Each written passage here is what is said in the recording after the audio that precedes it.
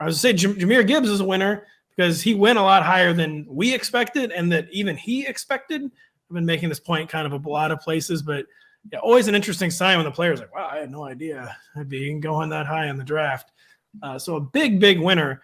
Jahmyr Gibbs was on draft weekend, but maybe the most controversial pick of the draft. We thought he might sneak into day one. We did not think he would crash into the top half of the draft, although there were rumors after the fact that whoever had picked 15, I forget who was 15. They thought the Jets, which is even more peculiar considering everything in that backfield. But that's right, and that raises questions about Breece Hall. Maybe this is a lot, but then the Jets didn't take a running back until like very late in the draft. So how does that make a lot of sense? Like it's very odd. Very odd. So Jahmyr Gibbs, a very controversial pick. Denny, just what do we think of Jahmyr Gibbs's rookie year fantasy expectations? Because DeAndre Swift is out, David Montgomery is in, has replaced Jamal Williams. An offense that like clearly thinks the time is now. If they're making like what amounts to a luxury pick at, I guess they don't think it's a luxury pick if they're making it at 12. But just what do we think of Jahmyr Gibbs's prospects in this Lions offense?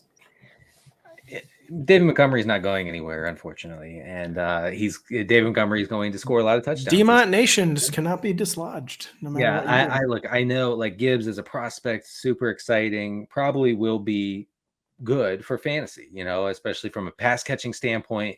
He'll absorb all those routes that Swift ran when he was healthy last year. They'll probably not have like you said, Pat, the governor on Gibbs as they did on Swift. Which is good, I think for obviously at least for his floor, if not for his upside.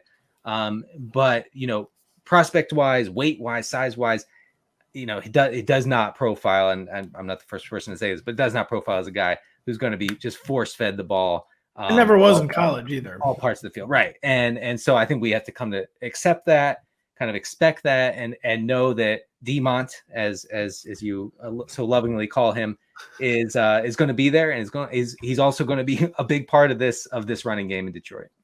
Yes, Connor, Denny kind of just alluded to how Jahmyr Gibbs will be used, but just how do you think Jahmyr Gibbs will? Because we hear so much about the pass catching threat, we hear so much about him being a mismatch. He did have almost 1,000 yards rushing for Alabama last season, right around 150 carries each the past 2 years. Only like 11 or 12 games in college. Just how do you expect Jahmyr Gibbs to even be used? Right. I think if you're taking him at 12, you have to be dreaming of a scenario that he is Alvin Kamara. No exaggeration. Like that's how you look at it. It's, Kamara's never had that 1,000-yard season on the ground, and it really didn't matter because he's somebody that can draw 80 to 100 targets a game. So I think with Gibbs, especially in terms of redraft, we know everybody's going to love him in Dynasty. There's a drastic difference of him in PPR compared to a regular format because Montgomery, when they went out and paid David Montgomery, you looked at it and go, you saw what they did with Jamal Williams, and then they went and paid for David Montgomery. You're thinking like, oh, they think they got a premium Jamal Williams now in this offense, which scares you even more from any other running back being in it. So I think with Gibbs, he doesn't have the traditional frame of being a workhorse running back, but I do think he has special skills for the receiving game because his acceleration is so explosive. He's somebody that can really transition from pass catcher to open field runner much quicker than your average player. So I think Ben Johnson looks at this offense and goes, I have a lot of different varying skill sets at wide receiver. They also drafted Sam Laporta really high, so now they are going to actually factor in a tight end in this offense. But I think they look at Gibbs and just have to think they can get him in space and force feed him. If you're taking him there, I would hope he's getting at least 7 targets a game. People are going to think that sounds insane, but he took him in the top 15 of the draft. Yeah. Right. And, Gibbs, his career best reception rate, reception share at Alabama was 17%. That is a very rare threshold to hit for a running back. So I think Connor's onto something in saying that they're going to force feed him in the passing game, not in the running game. And hey, we'll take that. We will take it because he can do a lot with 7 targets in the game. A good offense. I do think it could also be like a Seattle Geno Smith thing too, where they think, listen, we got more out of Jared Goff last year than we're probably ever going to get again. We're like, good point. I don't know if anyone thought Jared Goff had another season like that in the tank.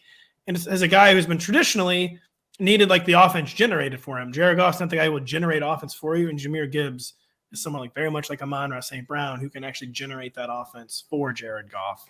So I think that might have been part of the thought process too. I still don't know why you give up DeAndre Swift for like a song, But They didn't like him. Denny, is the answer, by the way, Craig Reynolds, 0 RB? Yeah, right. Craig Reynolds is inevitable, as yes, as the Zoomers are saying. I believe that's a TikTok meme that Craig Reynolds is inevitable. Yeah, he will always emerge in the long run. Yes.